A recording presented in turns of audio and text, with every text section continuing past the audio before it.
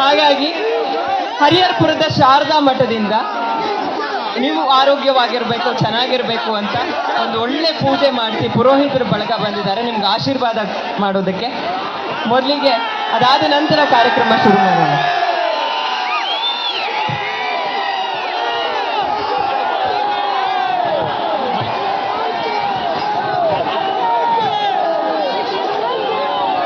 ಓಂ Savita ಪಶ್ಚಾತ್ತಾತ್ Savita ಪುರಸ್ತಾತ್ Savita ಧರಾತಾತ್ Savita ಧರಾತಾತ್ Savita ನಸ್ಸವತೋ ಸರ್ವತಾತಿಂ Savita no ರಾಸತಾಂ ದೀರ್ಘಮಾಯೋ ಶತಮಾನಂ ಭವತಿ ಶತಾಯ ಪುರುಷ ಶತೇಂದ್ರಿಯ ಆಯುಷ್ಯೇವೇಂದ್ರಿಯೇ ಪ್ರತಿಷ್ಠತಿ.